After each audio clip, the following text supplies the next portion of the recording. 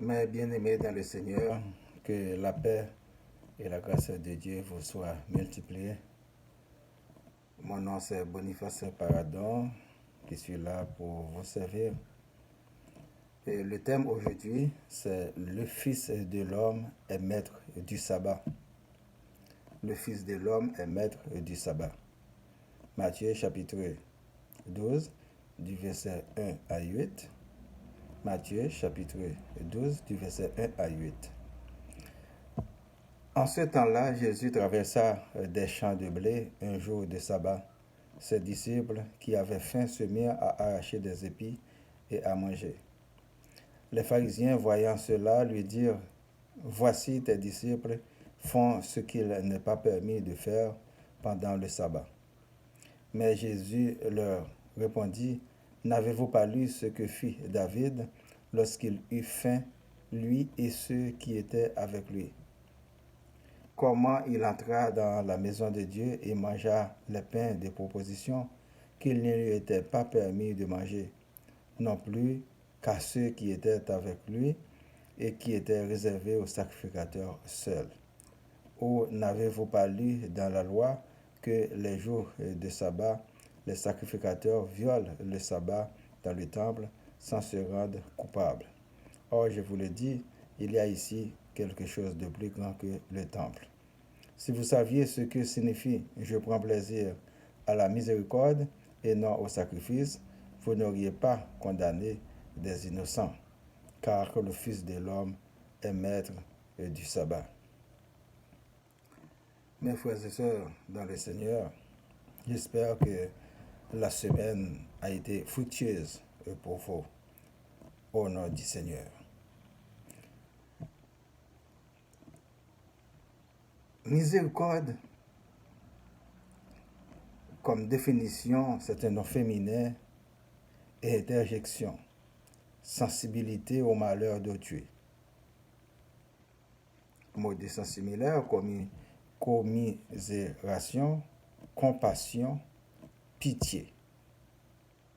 Pitié par laquelle on pardonne aux coupables, demander, obtenir miséricorde. Mot de sens similaire, clémence, indulgence.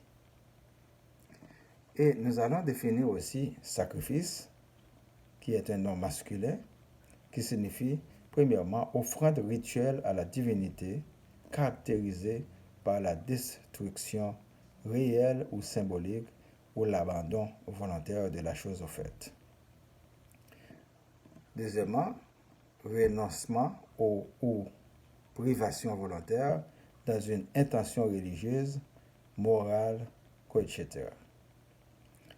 Exemple, faire le sacrifice de sa vie.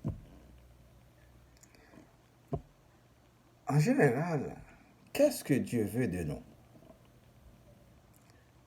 Que nous soyons repentis. Traditionnellement, le sabbat dans la religion judaïsme est l'abstention, la cessation des activités le samedi, considéré comme le jour du repos. Les pharisiens font des reprimandes à Jésus. Voici que tes disciples font ce qu'il n'est permis de faire le jour du sabbat. Ils arrachent des épis de blé et en mangeaient. Il leur répondit, que David a déjà violé le sabbat quand lui et ceux qui étaient avec lui avaient faim. Entraient dans le temple, mangeaient les pains qui n'étaient pas permis de manger et qui étaient réservés aux sacrificateurs seuls, sans se rendre coupables. Et d'ailleurs, il y a ici quelque chose de plus grand que le temple. Et il faut arrêter de condamner des innocents, parce que Dieu prend plaisir à la miséricorde et non au sacrifice. Ainsi, nous pouvons dire que la guerre est ostensiblement déclarée. N'importe quelle personne qui commence à se soulever, à se révolter contre la tradition ou un système déjà établi, fera face à une kyrielle d'accusations jusqu'à même la condamnation. Les progrès technologiques et scientifiques et les réformes étatiques ou gouvernementales ne sont pas toujours sans conséquences pour les initiateurs ou les inventeurs ou les décideurs. Ils sont même souvent des symboles du prix du sang ou des grandes révoltes. Tout cela accélère le complot contre Jésus parce que la lumière menace toujours les ténèbres de disparition. Il va y avoir des résistances. Jésus l'a si bien dit dans Luc, chapitre 9, verset 54.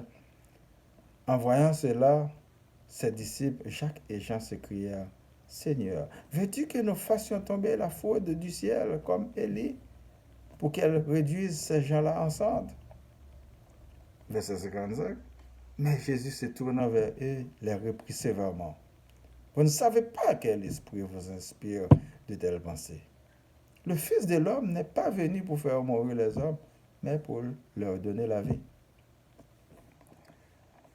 Le vainqueur finira par recevoir le trophée. Pour cela, il faut persévérer jusqu'à la fin. Si l'homme avait le pouvoir de détruire les humains collectivement, je crois qu'il ne resterait plus d'humains sur la terre. Si l'homme était capable de bénir tous ses enfants, serait infiniment béni et comblé de grâce. L'homme de Dieu invoque l'Esprit Saint et Dieu exauce sa prière selon sa volonté. Mais les méchants invoquent les autres esprits mauvais, les esprits impurs pour les aider. En retour, ils exigent des sacrifices tels que personnes, bêtes et autres choses matérielles. Et ils connaîtront le même sort au jour du jugement dernier. Le Fils de l'homme est maître du sabbat, car il est le Seigneur des seigneurs et le roi des rois. L'alpha et l'oméga, Dieu a mis toutes choses sous son autorité. Mais bien-aimés dans le Seigneur, soyons animés de bonnes intentions dans nos actions. Quoi qu'on fasse, faites-le pour le Seigneur. Agissons avec amour et intelligence qui viennent d'en haut, car notre destinée doit être le royaume des cieux. Que le Seigneur Dieu nous fasse miséricorde, qu'il exauce nos prières selon sa volonté. Notre Père, qui es aux cieux, que ton nom soit sanctifié, que ton règne vienne, que ta volonté soit faite sur la terre comme au ciel. Donne-nous aujourd'hui notre pain de ce jour. Pardonne-nous nos offenses comme nous pardonnons aussi à ceux qui nous ont offensés. Et ne nous laisse pas entrer en tentation, mais délivre-nous du mal. Car c'est à toi qu'appartiennent le règne, la puissance et la gloire au siècle des siècles. Amen. Je vous souhaite de passer une excellente journée, une bonne semaine. Méditez toujours sur la parole de Dieu. C'est votre serviteur Boniface Paradon. Merci et à la prochaine.